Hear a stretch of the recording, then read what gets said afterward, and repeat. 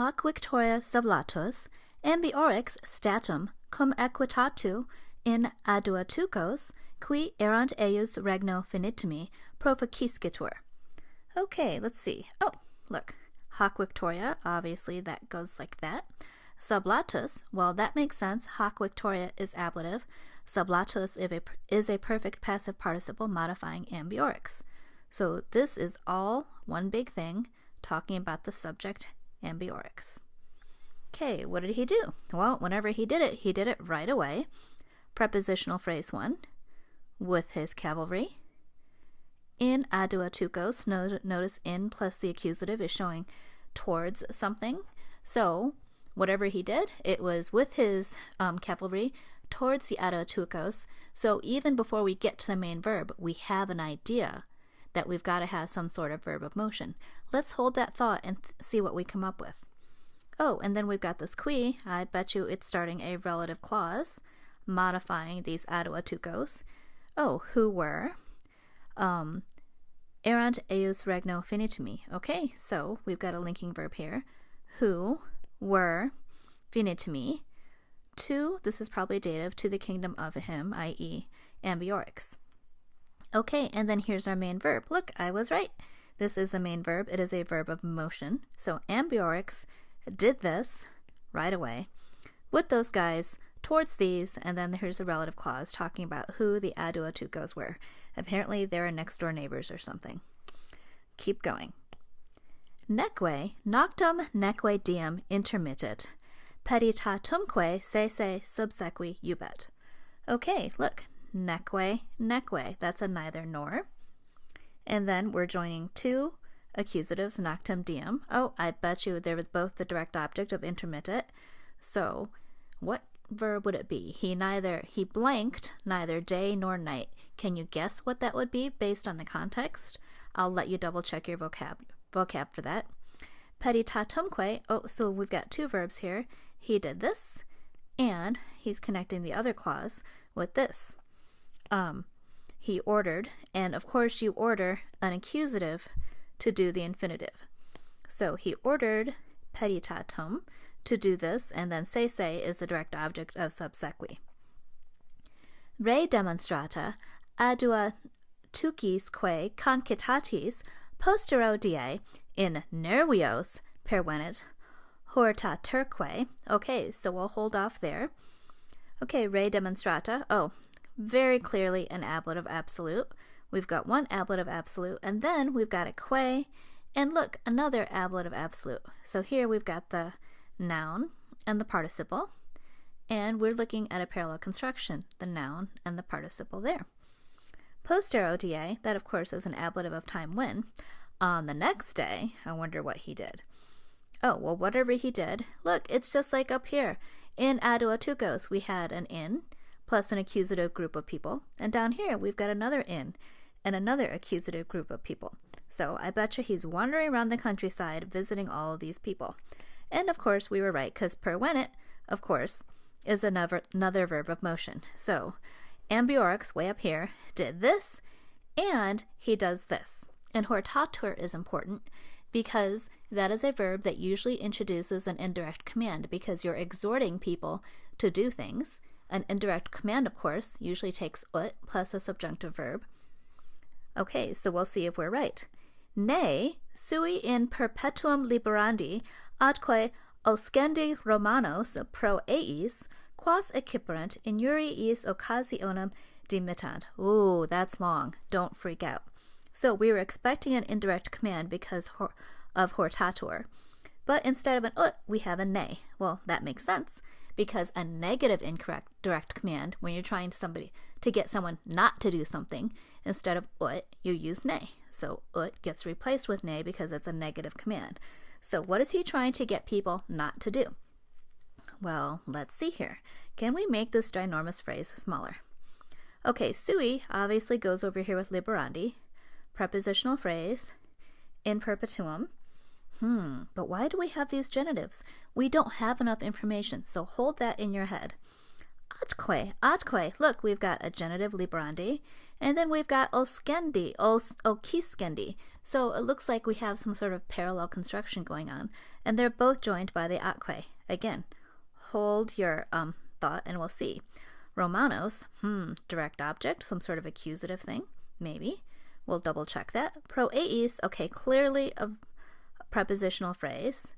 Quas, of course, goes with eis, but actually, more importantly, pro eis continues on because we can see eis actually goes with in uriis. So for these things, and then we have this relative clause to modify in uriis. So we're still holding our thoughts. Occasionum, okay, this is very clearly accusative, and it is the direct object of demittant. So now that we've taken that quick pass, let's see. He ordered them not to what? Not to demittant, not to lose the opportunity. The opportunity for what? This is where the genitives come in. The opportunity of freeing his people, sui, librandi sui. This is, looks like a gerund gerundive flip-flop here. He encouraged them not to lose the opportunity of freeing themselves, and this apparently is an opportunity that they're not expecting to happen often. It is probably the opportunity to free themselves in perpetuity, forever. Oh, that's pretty dramatic. And it is also an opportunity of avenging or paying back the Romans. Oh my goodness, look at this. We actually have a gerund plus a direct object. Romanos is the direct object of okiskendi.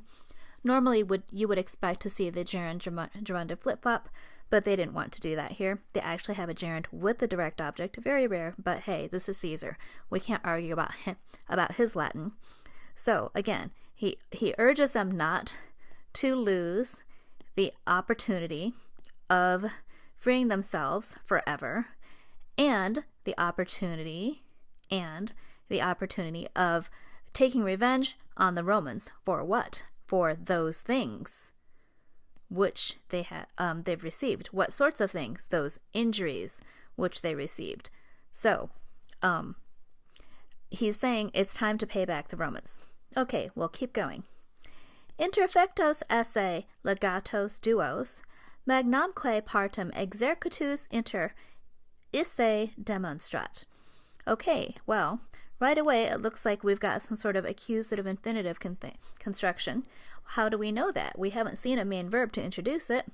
No, we haven't, but we know that oftentimes Caesar gives us the accusative infinitive with the main verb at the end. So I'm going to assume that because I see a bunch of accusatives and infinitives running around. Here's your accusative, interfecto. So I'm assuming it's something like, he said that. Two legates. Here is the accusative subject of this unfortunate passive infinitive. Two legates had been killed. That would be Sabinus and Cotta. Spoiler alert. Hopefully you already read that chapter.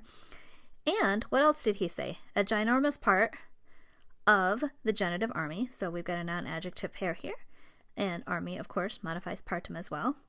A ginormous part of the army, inter esse, had died. Oh, look, there's our main verb. He shows that those two guys had been killed and that a ginormous part of that army had died. So as I suspected, the accusative infinitive shows up before the actual main verb.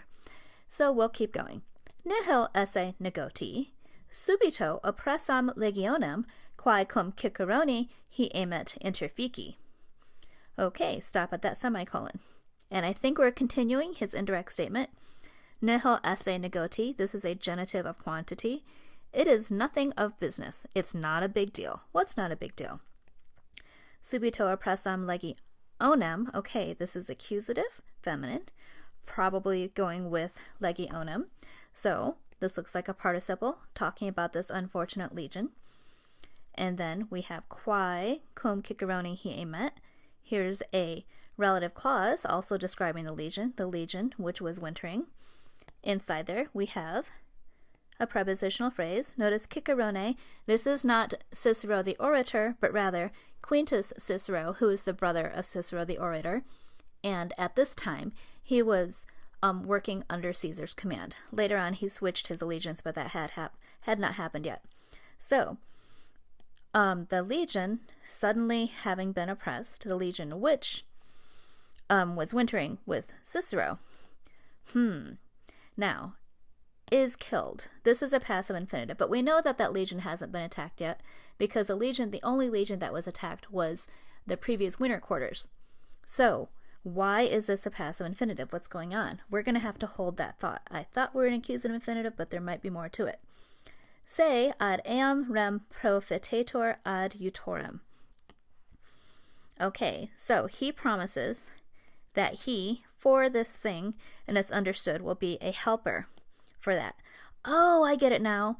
It is nothing of business. In other words, it's not a big deal. They can pull this off easily. To what? Or it's not a big deal that a legion suddenly attacked, a legion which is wintering with Cicero. It's not a big deal that that legion be killed. So this entire phrase is the nothing. So that's why it's accusative infinitive, but it's not an indirect statement. He's saying that a legion is going to be killed when you attack them without them expecting it. That's an easy thing to pull off. That whole phrase is acting in opposition to nihil. Okay, and then of course, he promises that he is going to help for this thing. Continuing on. Facile hac oratione nerviis persuadet. Okay, so what do we have here? Oh, this isn't so bad. Got an adverb here, ablative here. Notice hac goes with oratione, and persuadet is a verb that takes a dative object. You persuade somebody in the dative, that being the nerviis.